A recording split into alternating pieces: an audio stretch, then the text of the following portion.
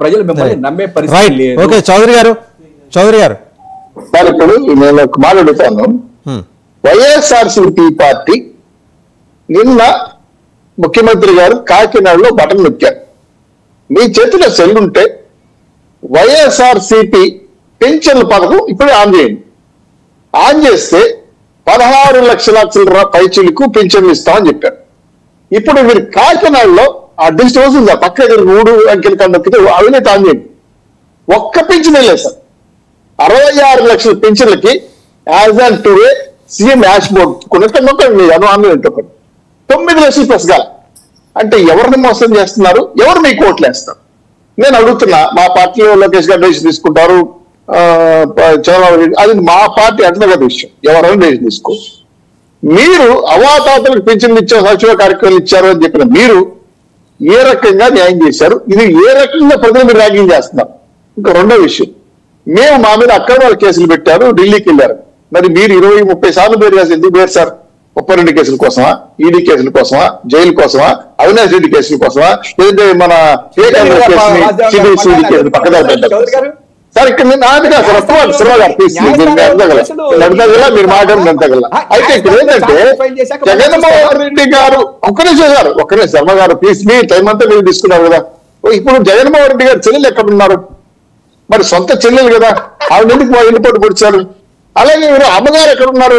గౌరవప్రదమైన స్థానాన్ని గౌరవం ఎందుకు తీసేశారు? అలాగే ఈరోజు ఎంపీ సీట్ని త్యాగం చేసిన వెహికల్ ఎక్కడ ఉన్నారు? ఇవన్నీ చూసినప్పుడు వెన్నుపోటు చేసే ప్రజలకు ఇచ్చిన హామీలు పొగలో దొక్కింది మీరు. ఈరోజు ఒక్క మాట సార్, 80 మంది ఎమ్మెల్యేలు, ఒక్క నిమిషం సార్ రమణ గారు ప్లీజ్ సార్, 80 మంది ఎమ్మెల్యేలు మాకు జగన్మోహన్ రెడ్డి గారి నాయకుడు వద్దు, ఈ నాయకుడితో మాకు కొట్టే వద్దు, నువ్వు చెప్పేది మాకు అక్కర్లేదని చెప్పి రాజీనామా చేసి శర్మిల దగ్గరికి వెళ్తున్నారంటే మీ నాయకుడు గొప్పోడా, శర్మిల గొప్పోడా, నీ కాంగ్రెస్ పార్టీ కూడా నాకు తెలియదు. అయితే ఒక్క విషయం సార్, మీ పాలసీలు సమగ్రంగా లేకుండా మీ పార్టీ ఎమ్మెల్యేలు మీరు ముంచేస్తా ఉంటే, బీసీలు మోసం చేస్తా ఉంటే, కాపులు మోసం చేస్తా ఉంటే, ఎస్సీ ఎస్టీలు మోసం చేస్తా ఉంటే, ఆ సీట్లు మీరు రెడ్డి సమాజం గారు కనిపిస్తా ఉంటే ఇది ఎస్సీ ఎస్సీ బీసీ మోసం చేయలేదు కదా. ఒక విషయం, ఇంకో విషయం 11,50,000 కోట్ల రూపాయలు అప్పులు చేసి మీరు రాష్ట్రాన్ని దివాళీ ఇచ్చారా? లేదా రాజధాని కట్టారా? పోలవరం కట్టారా? విశాఖ స్టీల్ కట్టారా? అంతేందుకు సార్, అంతేందుకు సార్? 3 సార్లు తగ్గకుంటారు సార్ మా ముఖ్యమంత్రి కడపలో, 3 సార్లు తగ్గకుంటారు సార్. కడపలో 3 సార్లు తగ్గ స్టీల్ ప్లాంట్ ఏమైంది? కడపలో బస్ స్టాండ్ ఏమైంది? అన్నమయ్య ప్రాజెక్టు కూలిపోయింది సార్, చాలా మంది చనిపోయింది సార్ సొంత జిల్లాలో. కడప ప్రాజెక్ట్ ఏమైంది సార్? ఆరోగ్యశ్రీ కదా సార్, ఆరోగ్యశ్రీలో 12 మంది డాక్టర్లు ఉంటే 4 ఉన్నారు సార్. సిగ్గులేదా సార్ ఒక ముఖ్యమంత్రికి? సిగ్గుండక్కర్లేదు కదా సార్. సొంత నియోజకవర్గంలో ఆరోగ్యశ్రీ అమలు చేయడం కోసం 12 మంది డాక్టర్లు ఉండాల్సిన చోట 4 పెట్టారు. ఇంకో విషయం సార్, సంక్షేమం చెప్పి సంక్షేమం చేసిన మీరు ఈ రాష్ట్రాన్ని సంక్షేమం గురించి మాట్లాడుతూ ఉంటే నిజంగా చెప్పాలంటే జగన్మోహన్ రెడ్డి గారు అమ్మాయి గురించి ఆశ్చర్యపోతాం. ఇంకా కూడా మేము గెలుస్తామని చెప్పి నిరాలు అవుతా అంటే ఆదిపేటి కూడా గొప్పపోతాం. 2 నోట్లు అప్పేసింది. వైనాట్ 175 చేస్తాం సార్. ఒక్క శర్మ గారు వైనాట్ 175 సార్, వైనాట్ 175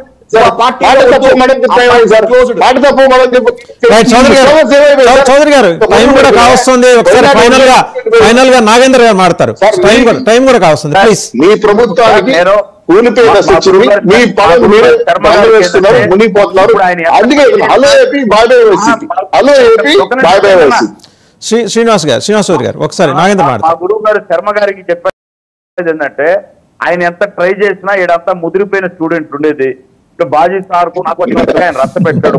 కొత్త సిలబస్, కొత్త ప్రయత్నాలు చేయాలి. ఈయన వెళ్తేనేమో మోడీతో మాట్లాడి జగన్మోహన్ రెడ్డి హైదరాబాద్ మోడీ ఫోటో ఆయన వెళ్ళేది రాష్ట్రం కోసం. ఓన్లీ ఏ రాష్ట్రం కోసం ఏం మాట్లాడుతున్నాడంటే ఈయన చెప్పడం ఆ పేపరు ఆయన ప్రెస్ ముందు. అది నేను చెప్తా, వాళ్ళ ముఖ్యమంత్రి చెప్పలేడు. రెండోది, ఇప్పుడు నేను ఫైనల్ గా ఒక మాట చెప్తున్నా. చంద్రబాబు నాయుడు గారికి ఏదో మీరు పర్సనల్ గా మీరు అనరు, ఎందుకో తెలియదు నాకు, ఏదో రోగాలు అట్లా మాట్లాడకూడదు, వాళ్ళ వ్యక్తిత్వం. కానీ ఈ మధ్య పవన్ కళ్యాణ్ గారికి చంద్రబాబు నాయుడికి చేతుల నొప్పులు కంటారు. ఎందుకంటే వైసీపీ నుంచి వచ్చే వాళ్ళ కండువాలు లేక. ఎందుకంటే మా దగ్గరికి ఒక 2 ఎమ్మెల్సీలు వచ్చినారు, నిన్నటితో సహా మీరు ఆ నుంచి ఒక 20 ఎమ్మెల్సీలు వచ్చినారు. రోజు 10 మంది పోతా ఉంటే ఆ ఫ్రస్ట్రేషన్ తట్టుకోలేక పర్సంటేజ్ లెక్కలేక అతను ఆ తాడేపల్లిలో నుంచి బయటికి రాలేక పాపం మీరు ఆయన కలవలేక నిజాలు చెప్పలేక మీరు వచ్చి మా మీద పడి మీ ఫ్రస్ట్రేషన్ మేము అర్థం చేసుకోగలం. మీరంటే మాకు ఎప్పుడు గుర్తే, మేము ఒకవేళ రేపు అధికారంలోకి రాబోతున్నాం, అంత మాత్రాన మీ మీద మీ మాదిరి అధికారం చూపించం. మీరు ఎప్పుడు మాకు పెద్దోళ్ళే. ఇంకొక మీరు రేపు పొద్దున్నే మీ గౌరవం నాకు ఎప్పటికీ ఉంటుంది. 27 సీట్లు అంటే మామూలు విషయం కాదు. మీరు ఒక మాట అన్నారు పులివెందల్లోనే అని, ఓడిపోయినారు మీరు 2 చోట్ల అంటున్నారు మీ వాళ్ళు. భీమవరం గాజువాక దమ్ముంటే జగన్మోహన్ రెడ్డిని ఓడిపోయిన చోట మా నాయకుడు నిలబడతాడు. వచ్చి పోటీ చేసే భీమవరం గాజువాకులు అయినా ఉందా? జగన్మోహన్ రెడ్డి ఆయన చెప్పలేదు కదా ఇప్పుడు పోటీ చేసేది. మనం కంటిన్యూ చేస్తున్నాం. నాగేంద్ర గారు యూ కెన్ కంటిన్యూ. మనం మరి కాసేపు కంటిన్యూ చేస్తున్నాం, మీరు మాట్లాడండి. శర్మ గారు జగన్మోహన్ రెడ్డి గారు పోతున్నారా లేదా ఇవన్నీ క్లారిటీ ఇస్తే మేము కూడా వింటాం సార్. రైట్, శర్మ గారు చెప్పండి, మనం డిబేట్ కంటిన్యూ చేస్తున్నాం, చెప్పండి. సార్ ఇంకొక చిన్న క్వశ్చన్ కూడా శర్మ గారు అనేటువంటి ఇంకో చిన్న క్వశ్చన్. మిత్రులు అందరూ కూడా పేర్లు చెప్పగానే చెప్పారు. శర్మ గారు ఆయన కూడా ఇంకో ప్రశ్న వేస్తారు, అన్ని కలిపి మీరు చదువురు కానీ ఇంకా మనకి టైం ఉంది, ఏం పర్లేదు. శ్రీనివాస్ చౌదరి గారు మీ ప్రశ్న ఏంటో కూడా చెప్పండి ఆయనకి. మా మధ్యలో గొడవ పెట్టాలి శర్మ గారు సభలకు కాకపోయినా ఈ రోజు జగన్మోహన్ రెడ్డి గారు ప్రతిపాదన తీసుకెళ్లారంట ఢిల్లీకి. ఏమని? ఎంపీలన్నీ మీకు బీజేపీకి ఇచ్చేస్తాము, ఎమ్మెల్యేలు మాకు ఇచ్చేయండి, బీజేపీతో పొత్తు పెట్టుకుందామంటే మీరు ఓడిపోతున్నారయ్యా, మీ పార్టీ బతకట్లేదు, మీ పార్టీ షట్ డౌన్ అవుతామని చెప్పి దూతలు ఎదుర్కొచ్చారంట. అది నిజమో కాదు నాకు తెలియదు. నేను సిల్లిగా అడగట్లా, శర్మ గారికి నిజాయితీగా ఆయన వైఎస్ఆర్ సిపిలో అనుమతుడు, నేను కాదనట్లా. ఆయన కష్టపడి పనిచేస్తాడు, పార్టీకి సెవెన్ గా ఉంటాడు. నాకు కూడా రెస్పెక్ట్. నాకు వచ్చిన ఈ రోజు సమాచారం అంటే అమిత్ షా గారి దగ్గర చెప్తున్నాను సార్ ఆ ప్రశ్న సార్. అమిత్ షా గారి దగ్గర విజయసాయి రెడ్డి గారు, రెడ్డి గారు వెళ్ళి కూర్చొని ఎంపీలను మీకు ఇచ్చేస్తాము, ఎమ్మెల్యేలు మాకు ఇచ్చేయండి, మేము ఓడిపోయే దశలో ఉన్నాము, షర్మిల గారు వస్తున్నారు, మా పని అయిపోయింది అని బేరం పెట్టారు. ఒక్క సెకండ్ నాగేంద్ర గారు మీరు ఏదో చెప్తున్నారు, ఆయన అది వినేసేళ్ళండి.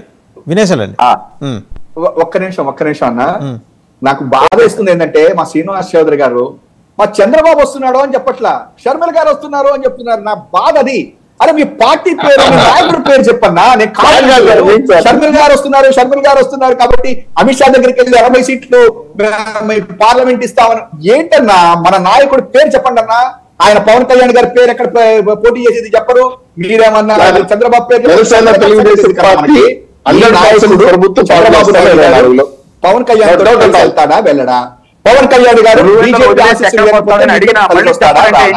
ఇవి చెప్పండి అన్న. రెండోది కేసుల గురించి మళ్ళా చెప్తున్నానన్నా. ఇవాళ జగన్ గారి కేసులన్నీ ఇన్వెస్టిగేషన్ అయ్యాక ఇవాళ న్యాయస్థానంలో ఉంటే అమిత్ షా గారు కాదు కదా, ఎవ్వరు కూడా దాన్ని టచ్ చేయలేరు. ఎందుకంటే జుడిషియల్ అనేది ఇండిపెండెంట్ వన్ అన్న.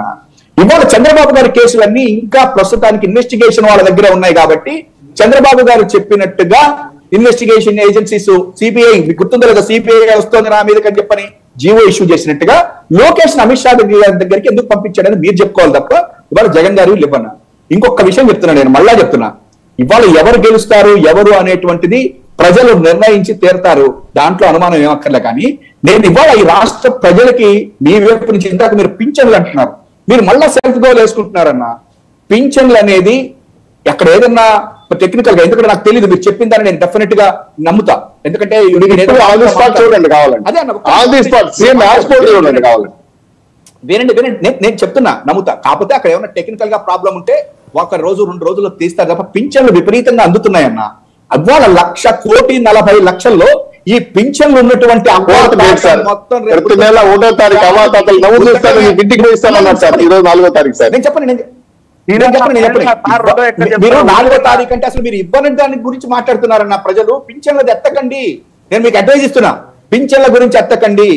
400 కోట్లు నెలకు ఖర్చు పెట్టే వాళ్ళు జగన్మోహన్ రెడ్డి గారు 2,000 కోట్లు ఖర్చు పెడుతున్నాడు. నెలకు 3,000 రూపాయలు 1వ తారీఖున వస్తున్నాయి. కాకపోతే మీరు అన్నట్టు 4వ తారీఖు వస్తున్నాయి అనుకున్నా. పింఛన్లు అందుతున్నాయి, దయచేసి దాని జోలికి పోమాకండి. దాంట్లో పింఛన్ తీసుకుంటున్న అవ్వ తాత వచ్చి రేపు ఫ్యాన్ గాలికి ఫైనల్ గా చౌదరి గారు కైండ్లీ కంక్లూడ్.